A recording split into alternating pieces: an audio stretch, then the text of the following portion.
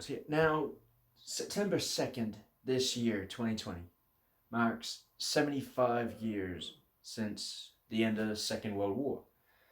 And, well, since it's only, like, June, we're far, far, far away from that.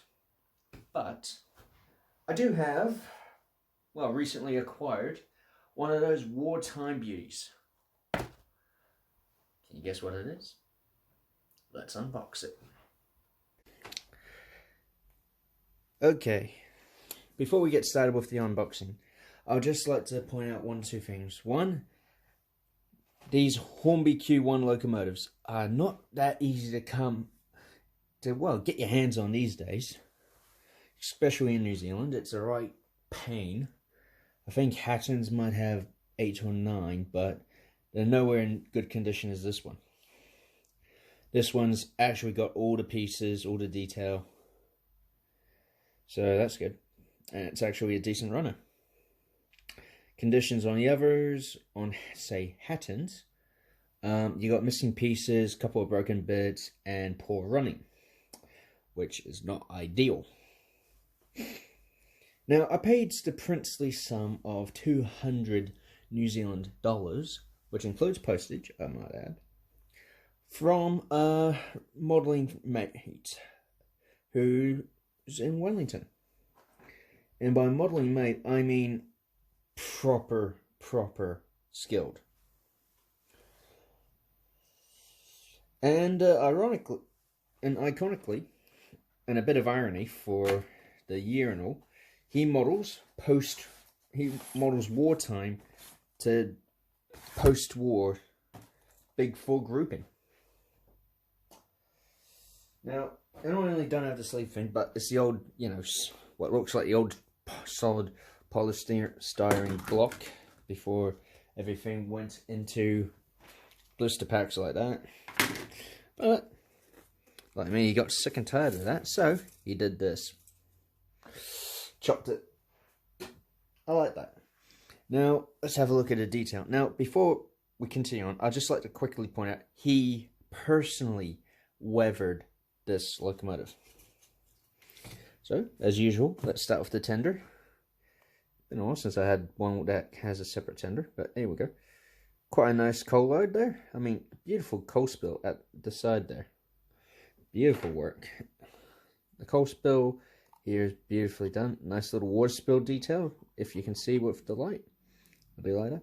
The coal load, it's alright. It's a bit bulky for my taste, but I figure, I don't know, I could bring it up to about their sort of thing, like it's actually been worked a while.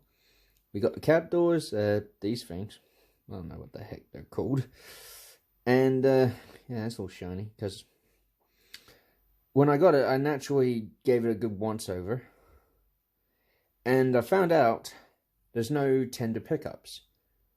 There are no pickups in the tender at all, which was a bit weird. Turns out the owner, before the guy I got it off of, must have ripped them out. Son of a gun. And I say that because I know the standards on YouTube prevent me from swearing. Alright, here we got actual metal safety valves. I like that. Whistle's good. Now, considering what these have been called over the years, I don't know why people think they're hard looking. These are beautiful. And as we see, proper Southern lettering, C21. So this is the 20th member of the class. Nice. And a bit of a difference compared to my old Q1 video, which I might add at the end of this video, I don't know if I should yet, is there's no mechanical lubricator around here that runs off the front axle. There's none of that. As we can see though, nice bit of firebox detail. And these things were just pure simplicity at best. Alright, sprung buffers, that was good. That one sticks a bit. Wow. Nice front. Very nice. Blimey, that weathering of cripes. I mean, look at that. That's beautifully done. The ash on that. Flip her over. And again, we see more of that weathering. and my grubby fingerprint.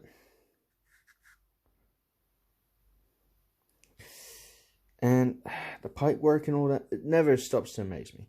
And the cab, holy crud. That just looks beautiful if you ask me. I mean, the way it's done up, slight weathering and all that, it looks good. I really do like it. It's beautiful. Wow. Put that down and that down. I gotta hand it to the gentleman who I bought it off. He did brilliant work. And I could be wrong in saying this. He's probably bound to watch this and correct me via Facebook.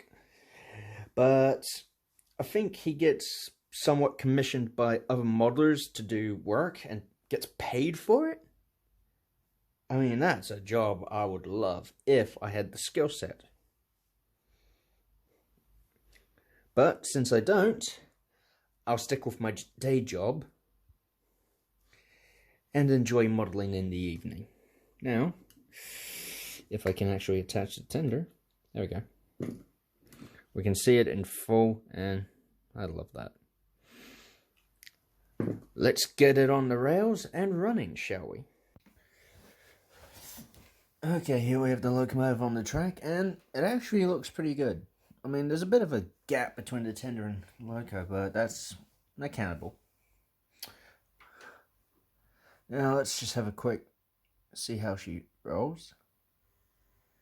A little bit of motor noise, but considering the age of this model, I'm not surprised.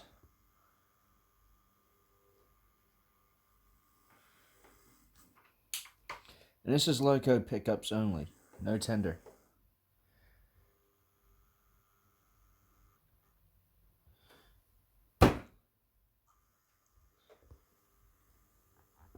Oops, sorry. Not the camera.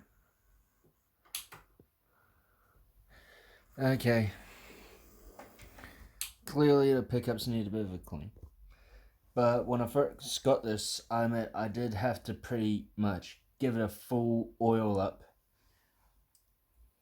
and give it a thorough clean out. So I guess I missed a spot or two.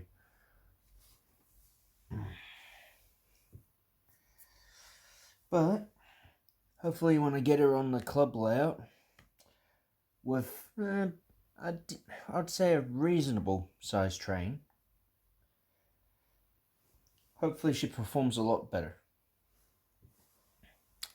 Only one way to find out. Okay, control set to half speed. Let's see if this transfer of pickups works. Keeping the loco above.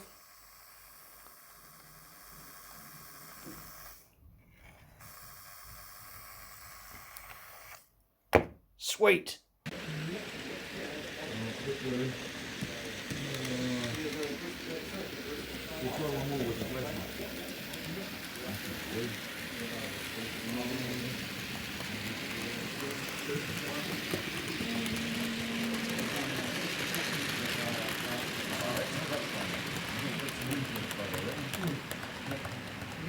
We call it one breed playing with the string.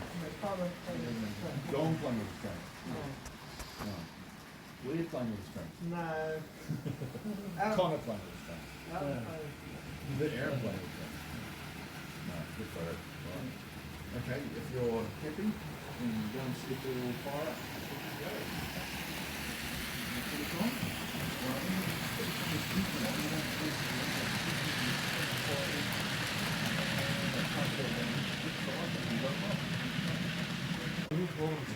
You're looking at two.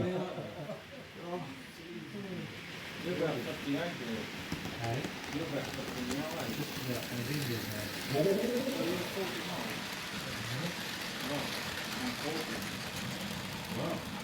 40, 48, 49, 51. If I had 2 days off, so Keith and Mary would be the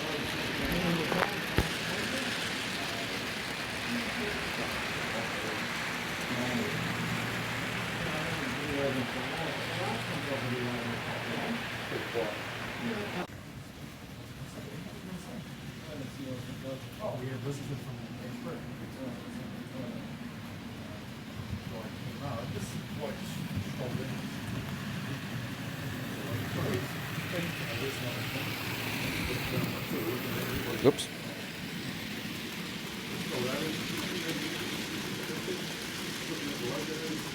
So on Facebook, you're going to do, I'm from the expert model project.